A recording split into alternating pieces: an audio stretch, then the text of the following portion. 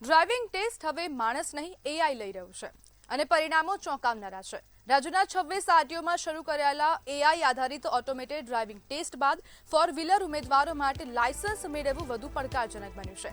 માત્ર 7.5 મિનિટની ટેસ્ટમાં લગભગ 77% ફોર વ્હીલર ઉમેદવારો નિષ્ફળ રહ્યા છે। સૌથી વધુ ઉમેદવારો પાર્કિંગ, ઢાળ પર વાહન નિયંત્રિત રાખવામાં અને ટ્રાફિક સિગ્નલના નિયમોનું પાલન કરવામાં ભૂલ કરે છે। કેટલાક તો રેડ સિગ્નલ હોવા છતાં પણ આગળ વધી જાય, જેના કારણે સિસ્ટમ તેમને સીધા જ ફેલ જાહેર કરે છે। સરકારનું કહેવું છે કે એઆઈ આધારિત ટેસ્ટનો હેતુ પારદર્શિતા વધારવાનું અને માનવીય હસ્તક્ષેપ ઘટાડવાનું છે। સેન્સર અને કેમેરા દરેક ભૂલને નોંધે છે, એટલે હવે ભલામણ કે પછી માનવીય છૂટછાટની કોઈ શક્યતા રહેતી નથી। જોકે આ પરિણામો એક સવાલ પણ ઊભો કરે છે, શું ટેસ્ટ વધુ કઠિન બની ગઈ છે કે પછી આપણા ઘણા ડ્રાઈવરો મૂળભૂત ડ્રાઇવિંગ કૌશલ્ય અને ટ્રાફિક નિયમોમાં જ કાચા પડ્યા છે?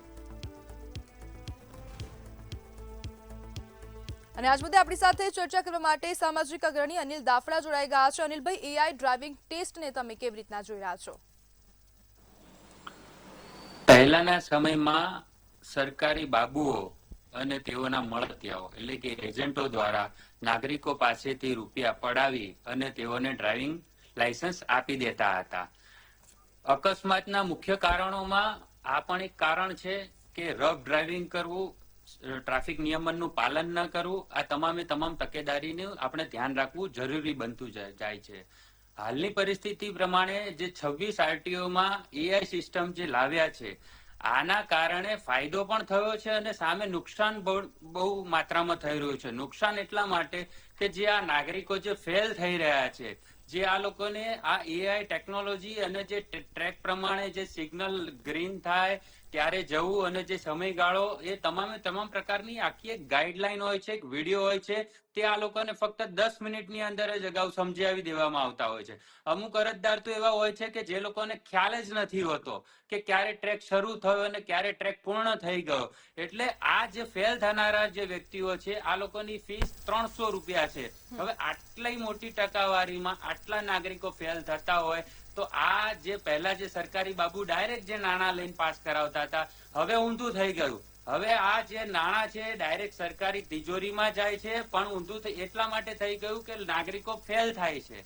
ફેલ થયા પછી પણ સરકારી તિજોરી ભરાય છે। એટલે ક્યાંક ને ક્યાંક આમાં એઆઈ સિસ્ટમ જે લાવ્યા છે, માનવીય હસ્તક્ષેપ છે ઓછો કરવાનો જ, એટલે કે ભ્રષ્ટાચાર ઓછો કરવાનો જે સરકારનો નિર્ણય છે, પરંતુ આ સિસ્ટમની અંદર સુધારો કરવાની જરૂર છે। નાગરિકોને પ્રોપર ગાઈડલાઈન આપવી જોઈએ, ત્યારબાદ એ લોકોની પરીક્ષા લેવી જોઈએ, તો તેઓ વધુ સારું પરિણામ લાવી શકે તેમ છે। અનિલભાઈ, આપનું કહેવાનો મતલબ એવો છે કે એઆઈ ટ્રેક આવી ગયો છે તો પણ ભ્રષ્ટાચાર થઈ રહ્યો છે?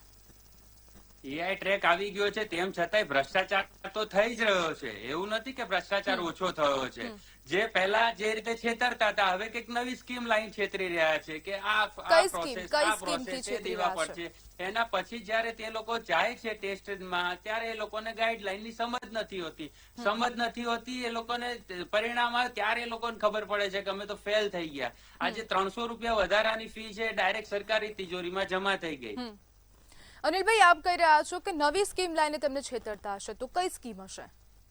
ઘણી બેન ફોર્મ ભરાવાના, જે રજીસ્ટ્રેશનના, અપોઇન્ટમેન્ટના, અમે તમને બીજી રીતે એડ કરતી હેલ્પ કરીશું, આવી રીતે ઘણા બહાના બનાવતા હોય છે એજન્ટો। હજુ પણ ત્યાં ને ત્યાં જ હોય છે અને નાગરિકો પાસેથી રૂપિયા પડાવતા જ હોય છે। અને પ્લસ આ હવે બીજું એઆઈ ટ્રેક આવ્યું, જે પ્રમાણે જે નાગરિકોને સમજાવવું જોઈએ, જે રીતે તે લોકોને પરીક્ષા માટે પ્રિપેર કરવા જોઈએ, જે રીતે એ લોકોને અવેરનેસ કરવા જોઈએ, એવું ક્યાંય દેખાતું નથી। ઉપરથી લોકો વધુ છેતરાઈ રહ્યા છે, ફેલ થાય છે, તે લોકોના નાણાં બરબાદ થાય છે, રીટેસ્ટ આપવાની, ફરી પૈસા ભરવાના અને ફરીને ફરી હેરાન થવાનું। અનિલભાઈ, આપને હવે શું લાગે છે, એક સામાજિક અગ્રણી તરીકે હવે આપ તંત્રમાં વિનંતી કરશો અથવા તો તંત્રને કોઈ એવો તમારો મશવરો આપશો કે પછી હવે લોકોને જાગૃત કરવામાં આવે? કારણ કે જે પ્રમાણે આપ વાત કરી રહ્યા છો કે ટ્રેકનું લોકોને જ્ઞાન નથી, ગાઈડલાઈન શું છે તે પણ લોકોને ખબર નથી।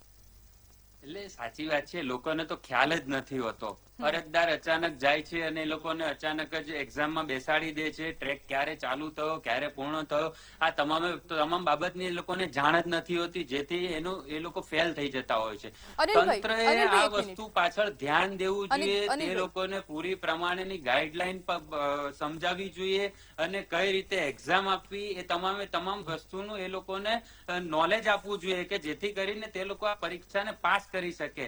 ક્યાંક ને ક્યાંક ખામી આમાં સરકાર, સિસ્ટમ અને તંત્રની જ છે કે જેનો જવાબદાર આ સરકાર છે અને ભોગ બનનાર આપણા દેશના નાગરિકો જ છે.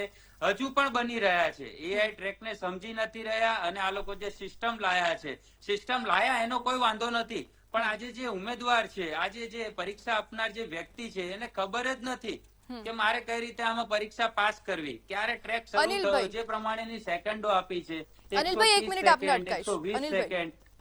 અનિલભાઈ, હમણાં હું જ્યારે વિડીયોઝ જોતી હતી આ જે ટ્રેકના છે એ બધાના, તો ત્યાં આરટીઓમાં 2-3 ટીવી લગાવેલા છે કે ત્યાં વિડીયો બતાવવામાં આવી રહ્યા છે કે તમારે આવી રીતના એક્ઝામ આપવી, આવી રીતના ટ્રેક પરથી અહીંયા જવું, તમે રાઈટ લો, ટર્ન લો, બધી માહિતી પૂરી પાડવામાં આવી રહી છે. છતાં પણ લોકો ધ્યાન નથી આપતા. બધા ઉમેદવાર બેન સરખા નથી હોતા.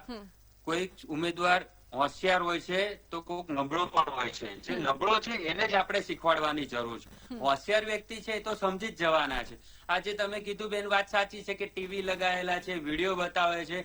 અમુક ઉમેદવારને તો એ વસ્તુનું ખ્યાલ જ નથી કે અહીંયા મને આ વિડીયો જોઈ અને પછી મારે પરીક્ષા દેવાની છે. અમુક ઉમેદવાર તો ડાયરેક્ટ વિડીયો જોયા વગર જ જાય છે અને ડાયરેક્ટ ફેલ થઈ જાય છે. ત્યારે એ લોકોને ખબર પડે છે. પાર્કિંગ બોક્સની જે આ લોકોએ વ્યવસ્થા કરી છે, જે સેકન્ડો પ્રમાણે જે પાર્ક કરી દેવું, પછી જે અમુક વખતે તો અમુક અરજદારે તો એવું પણ કીધું છે કે જ્યારે સિગ્નલ ગ્રીન થવું જોઈએ ત્યારે પણ નથી થતું હતું, એમ રેડ નું રેડ જ રહે છે, ત્યારે કે અમારે સમય વધારે વેડફાઈ જાય છે. એટલે આ જે એઆઈ સિસ્ટમ અને ટ્રેક છે એમાં પણ ક્યાંક ને ક્યાંક એવું નથી હોતું કે મશીનરીમાં ખામી નથી હોતી, એમાં પણ નુકસાન આવી શકે છે, એમાં પણ ખામી હોઈ શકે છે.